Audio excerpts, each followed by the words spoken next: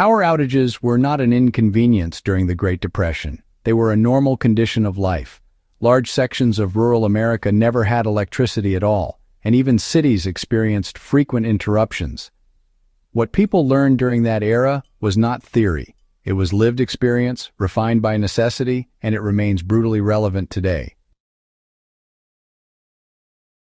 This guide focuses on what people actually did, how they structured their lives around unreliable power, and how those same methods can be applied now without nostalgia or romanticism. The first lesson was to design daily life so electricity was optional, not essential. During the Great Depression, homes functioned even when the lights went out because most core tasks were not electric. Cooking relied on wood, coal, or kerosene. Heating was independent of the grid. Food storage used cellars and preservation instead of refrigerators. Today, applying this lesson means deliberately maintaining non-electric alternatives for cooking, heating, and food storage, not as backups buried in a garage, but as systems you actually know how to use. The second lesson was that lighting had to be layered and redundant. Families relied on oil lamps, candles, and daylight management. Lamps were maintained, wicks trimmed, chimneys cleaned, and fuel rationed carefully. People understood burn rates and light output. Applying this now means owning multiple forms of lighting that use different fuels and knowing exactly how long each will last under daily use, not just during emergencies. The third lesson was that food preparation had to continue without refrigeration. Ice boxes existed, but, well, ice was not guaranteed. Folks salted meat, canned produce, dried vegetables, and fermented foods because, honestly, they had to. The modern application is simple but often ignored. Learning shelf-stable food preservation that does not rely on freezers. A power outage that lasts weeks will, instantly expose anyone dependent on cold storage alone. The fourth lesson was that heat had to be constant and locally sourced. Wood and coal were stockpiled before winter, not bought during it.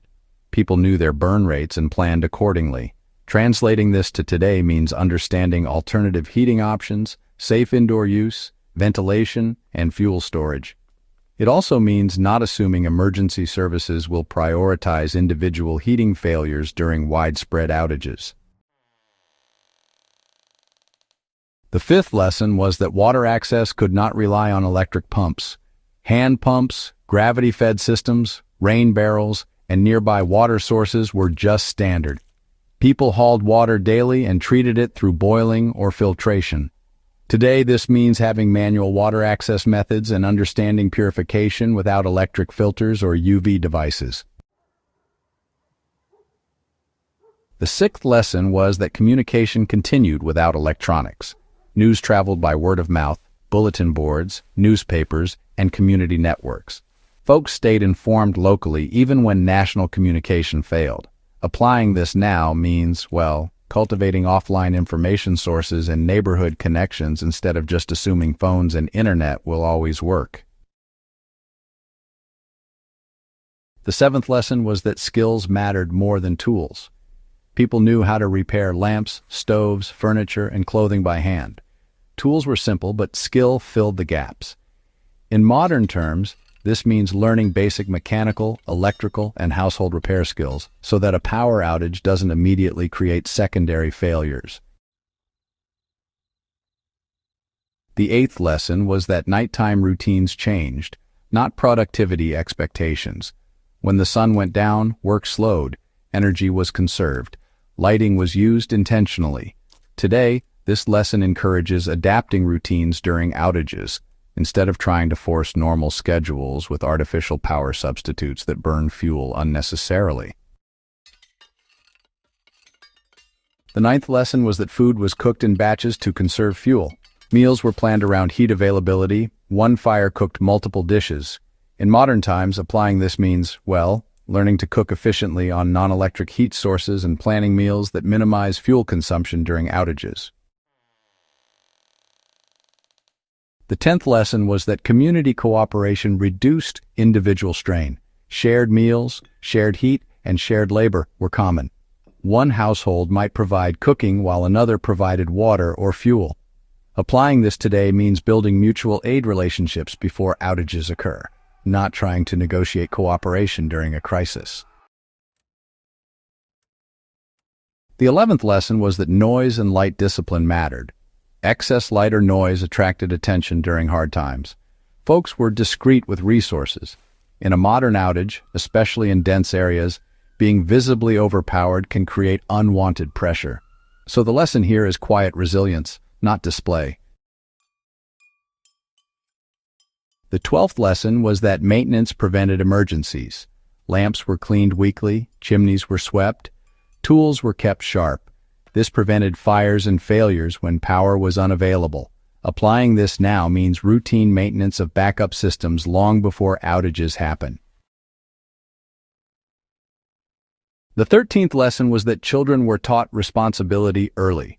Children learned to manage lamps, conserve fuel, and help with water and food tasks. This wasn't harshness, it was survival education.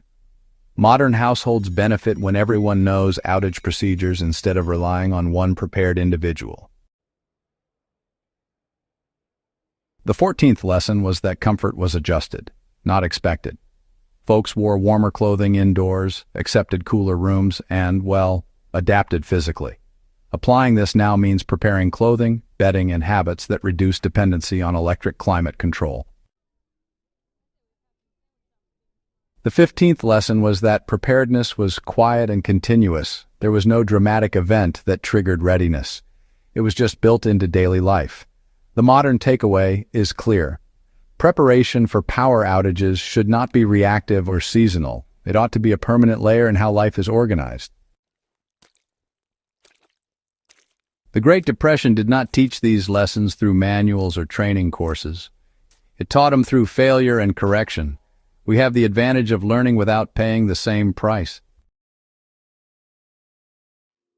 If this breakdown helped sharpen your understanding of historical survival knowledge and how it applies today, subscribe to Battlefield of Survival, share this guide with others who take preparedness seriously, and keep these lessons alive by using them.